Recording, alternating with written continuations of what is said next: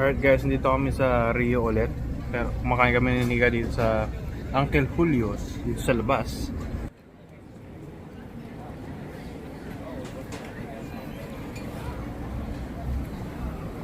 Ganda ng weather ngayon guys, and hindi mainit, hindi rin malamig. Tama lang.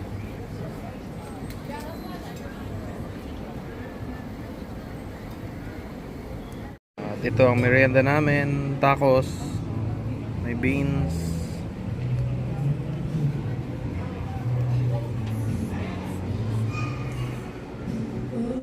Guys, official fall na, mga tao naka-jacket na. Dito na naman kami sa Rio, Tulligers. Kaka-out ko lang kanina guys. Then, spontaneous lang, nagaya lang ako mag-Rio. Kasi wala lang, gusto ko lang. Ayan, bumili kami ng pastries and yung yung matcha, hot matcha latte. Usually, yung order namin, iced. Pero ngayon dahil medyo malamig-lamig, 55 ngayon or 54. Kaya hot kami ngayon. So, hanap lang kami ng matatambayan na may bonfire. Tingnan namin kung bukas na yung bonfire dun sa may sa may dulo. Morning guys. Nanonood ako ng vlogs ni nurse photographer tsaka ni podcast sila. So yun guys, day off. And ang nangyari kahapon, may magandang nangyari din kahapon sa duty, no. Na-awardan ako ng yung parang positive recognition. Hindi siya daisy pero yun nga, ganun. So, yun, masaya. And may dental appointment ako mamaya. Kasamahan ako ni Nika. Ayun. Ang lamig na sa labas guys, promise. Muusok na yung hininga ko. Parang 40 plus, 40s.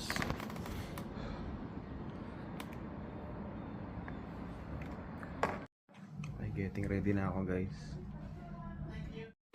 Alright guys, tapos na ang pa-dental natin, no.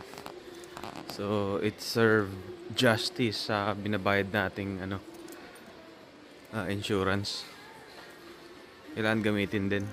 So yun, papasked ako siguro ng another appointment sa treatment kasi may mga ipin ako na may cavities na for filling. So yun, nandito kami ni Nika sa at home. Mga parang mga ganto guys. Magamit sa bahay, mga ganyan, decoration. Mahilig si Nika sa mga ganito eh.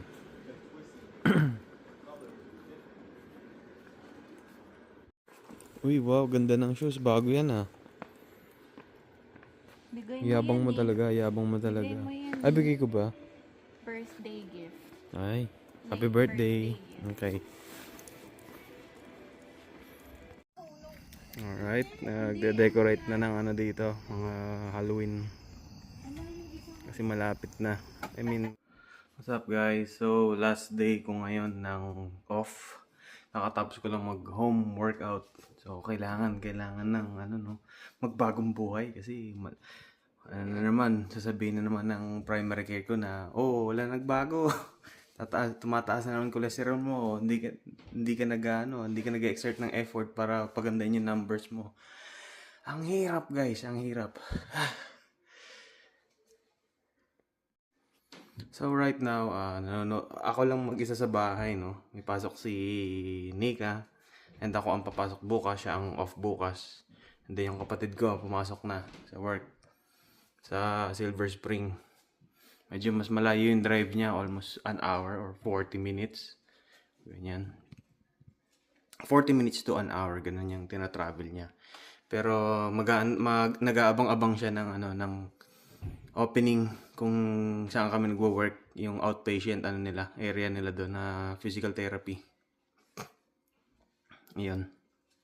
So ngayon nanood na ako ng So ngayon guys, nanonood lang ako ng mga update ng mga ng mga Filipino RN vloggers dito sa Amerika. Yan. And ayun, refill lang ako ng ano namin, water filtration system namin dito. Dati kami nagba-bottled water pero tinry namin yung mga ganito, yung Brita. So much ano siya, mas effective para sa amin. Kaysa kasi yung apartment namin noon, guys. Kung nasusundan niyo yung yung vlogs namin na nag-uumpisa pa lang kami sa may Alabama.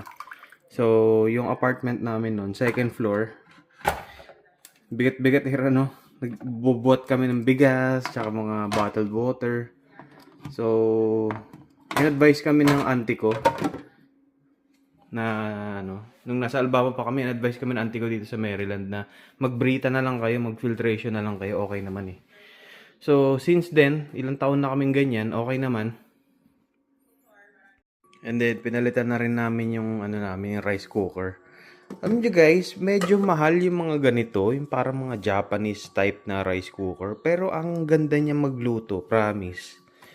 Parang hindi ka kumakain sa bahay, parang kumakain ka sa Japanese restaurant, yung quality ng saing nila, parang ang ganda-ganda.